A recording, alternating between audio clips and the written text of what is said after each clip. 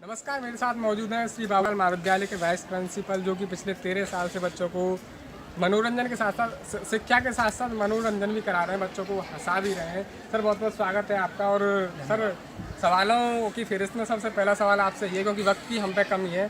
Sir, 13 साल का सफ़र महाविद्यालय के साथ और ज़िंदगी के आप 40 साल गुजार चुके हैं। व्यक्तिगत ज़िंदगी के 40 साल और महाविद्यालय के साथ 13 साल कैसे देखते हैं सर आप? सबसे पहली बात तो ये है कि जब मैं इस महाविद्यालय से जुड़ा उस समय पे, उससे पहले मेरा जीवन बिल्कुल एकाकी था और अपने लिए ही जीने की कोशिश कर रहे थे हम उस समय पे। लेकिन यहाँ आने के बाद में जब हम सार्वजनिक जीवन में हमने प्रवेश किया तो बड़ा अच्छा लगा।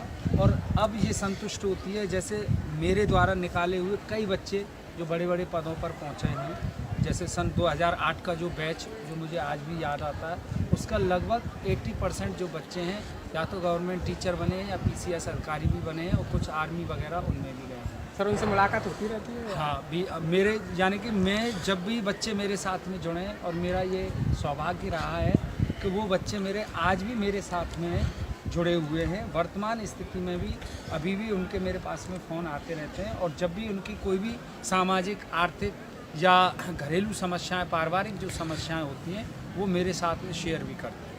सर, पिछले 5 साल से हम आपको देख रहे हैं, खुद मैं व्यक्तिगत आपको देख रहा हूँ तो, और टीचरों की बजाय आपको कंपेयर करता हूँ तो मतलब सादगी की प्रतिमूर्ति आप में नज़र आती है। और टीचर मतलब नए स्टाइल की कोई नहीं है, ना नए ज़माने का अंदाज़ कुछ भी नज़र नहीं आता, बहुत सिंपल रहते हैं आप। जी। जबकि विद्यालय से आप शुरू से ही जुड़े होते हैं, क्योंकि मैंने देखा है कि कोई टीचर पुराना हो जाता है तो उसकी अदा और अकड़ कुछ ज़्यादातर अलग हो जाता है। सर, ऐसा कैसे? देखो, सिंपल। मैंने महात्मा गांधी की एक ऑटोबायोग्राफी है, my experience with the truth, उसमें एक लाइन महात्मा गांधी की आती है, तो स्पिरिचुअल ट्रेनिंग के बारे में वो बातें करते हैं। तो सबसे, अगर हमें प्रभावशाली व्यक्तित्व बनाना है अपने विद्यार्थी का, तो सबसे पहले हमें अपना व्यक्तित्व को बनाना है। उन्होंने कहा है कि एक विद्यार्थी की एक अध्यापक की या गुरु की जो सादगी होती है ना, उसका जो कैरेक्टर होता है, उसका जो रहन सहन होता है, वो मीलों दूरी तक अपने स्टूडेंट्स के जीवन को प्रभावित कर सकता है। तो ये मुख्य कारण है जिसके कारण, क्योंकि जब मैं अपने बच्चों से कहता हूँ कि आपकी सोच में पाश्चात्य सभ्यता आ सकती है, लेकिन आपके रहन सहन में भारतीयता होनी चाहिए। बिल्कुल, बहुत अच्छे विचार हैं सर आप, ठीक है ना। और क्योंकि हमारी जो भारतीय संस्कृति की जो जड़ें हैं वो इतनी मजबूत हैं,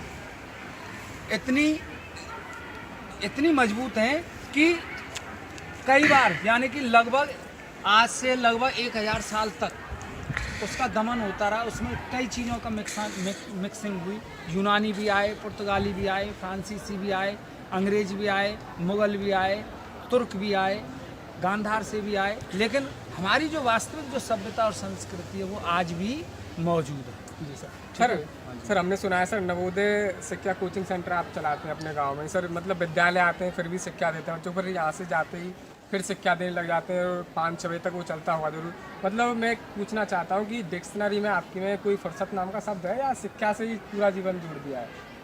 सामान्यतः तो आप यही कह सकते हैं कि सुबह जो मेरी दिनचर्या है, सुबह 8 बजे से मैं अपना लेक्चर लेना शुरू करता हूँ और शाम को लगभग 5 बजे तक लगातार लेक्चर लेता हूँ। उसके बाद में शाम को 8 बजे के बाद में मैं अपने जो बच्चे हैं उनके साथ में उनके जो सब्जेक्ट हैं उन पर डिस्कस करता रहता हूँ और मुझे अच्छा लगता है। ये भी एक तरह से फुर्सत। देखो, सबसे बड़ी बात है, मैंने अभी भी थोड़ी देर पहले कहा था कि हमें अपने शरीर को मजबूत करने के लिए शारीरिक व्यायाम की आवश्यकता होती है। इसी तरह अपने मस्तिष्क को और मन को मजबूत करने के लिए हमें मस्तिष्क के लिए खुराक की ज़रूरत होती है। वो खुराक केवल किताबों से और लोगों के साथ सत्संग करने से, अच्छी अच्छी बातें करने से, अच्छी किताबें पढ़ने से। और सर, मैं जानना चाहूँ सर, बच्चों सर ऐसे आप मनोरंजन कराते रहते हैं क्लास में, साथ हैं, हमें बहुत अच्छा लगता है। सर, शिक्षा को और मनोरंजन को एक साथ सर कैसे देखते हैं, क्या जरूरी है? हाँ, ये महत्वपूर्ण बात है। देखो, किताबों से जो वर्तमान स्थिति में जो हमारे बच्चे हैं, जो वास्तव में इस समय पहले की अपेक्षा ज़्यादा इंटेलिजेंट हैं, और मैंने ये देखा है कि जो माँ बाप हैं, पेरेंट्स हैं, अभी बच्चों पे ज़्यादा गौर करने लगे हैं। अब क्योंकि शिक्षक को इस तरह से होना चाहिए, किताबों से तो वो ज्ञान दे, लेकिन उनको व्यवहारिक ज्ञान दे, उनमें रुचि पैदा करे। क्योंकि रोज़ रोज़ अगर हम एक ही चीज़ पर कॉन्सेंट्रेट करते हैं, केवल किताब किताब और किताब पे ध्यान देते हैं, तो निश्चित रूप से उसकी जो मानसिक जो स्थिति हो जाती है विद्यार्थी की, वो ऐसी हो जाती है कि वो उन किताबों से ऊबने लगता है।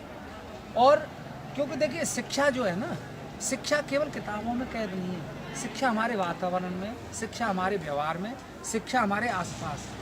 अब उस शिक्षा को उन शब्दों में पिरो के उनको व्यवहार में कैसे लाना है अपने विद्यार्थी के लिए, मैं उसकी कोशिश करता हूँ, ताकि ज़्यादा से ज़्यादा विद्यार्थी उस जो भी एस्पेक्ट है, जो भी हमारा चैप्टर है, उसको ठीक ढंग से समझें। जैसे अभी हम आपको लॉ के संदर्भ में हम आपको बताते हैं, जैसे हम लॉ में डिस्कस करते हैं किसी भी मैटर पर, कॉन्ट्रैक्ट, जैसे मान के चलो हम कॉन्ट्रैक्ट एक्ट पढ़ा रहे हैं, तो एजेंसी का अनुबंध है। अब एजेंसी के अनुबंध में एजेंट की बात आती है, तो अगर हम सीधे तौर पर बच्चों को पढ़ाएंगे तो आप ये बच्चे कहेंगे यार जो किताब में वही सर ने बता दिया, लेकिन नहीं, हम उनको इस तरह से बताने की कोशिश करते हैं ताकि उन बच्चों की ये सारी चीज़ें समझ में आए और वो गहराई तक उसको समझें कि वास्तव में हमेशा शिक्षा को व्यवहारिक ज्ञान के रूप में देने की कोशिश करते हैं। सर सुना है ज़्यादातर हमने कि जो भी शख्स ज़्यादा बच्चों को हंसाता है या किसी लोगों को हंसाते हैं, वो इंटरनल और उनकी व्यक्तिगत ज़िंदगी दर्द भरी रहती है। सर कोई दर्द भरी ज़िंदगी आपकी भी ऐसी है या क्या मानते हैं आप इस बात को? नहीं, ऐसा मतलब अगर आप दो चीज़ों में बातें कर रहे हैं, देखो ऐसा तो कभी नहीं रहा कि भाई मुझे किसी से प्रेम रहा हो, भाई कोई लड़की रही हो उसका दर्द मुझे भुगतना पड़ रहा हो, लेकिन वास्तविकता में ऐसा नहीं है। हाँ, शिक्षा प्रदान करने के बाद में, जब मैंने शिक्षा प्राप्त की, शिक्षा लेने के बाद में सामाजिक तौर पर जब देखो किसी को मुकम्मल जहाँ तो किसी को जमी तो किसी को आसमान नहीं मिलता, किसी को मुकम्मल जहाँ नहीं मिलता, किसी को जमी तो किसी को आसमान नहीं मिलता। मैंने शिक्षा प्राप्त करने के बाद में जो संघर्ष किया, उस मामले में मुझे कई लोगों ने मतलब मेरा मजाक बनाते थे कि अरे यार इतनी शिक्षा प्राप्त करने के बावजूद भी ये ऐसे घूमता वैसे घूमता, तो वो चीज़ें मुझे आज भी कचोटती हैं। लेकिन मैं अपने आप को ये मानता हूँ कि वास्तव में अगर आप शिक्षित हैं तो सबसे पहली बात तो आप अपने आप को आत्मसंतुष्ट करें। अब ये जो शिक्षक है, जो मेरा इस समय पे व्यवसाय है या आप ये कह सकते हैं ये मेरा जो कार्य है, मुझे संतुष्टि प्रदान करता है और मुझे अपने बच्चों के साथ बीच में रह के अच्छा लगता है। सर सुना है तो, सर आप बच्चों को, हमने एक बार क्लास में आपने कहा था कि निःशुल्क शिक्षा देना चाहते हैं, बाद में अगर कुछ व्यवसाय ठीक होता है, और लास्ट टारगेट क्या है? अंतिम सवाल हमारा ये है।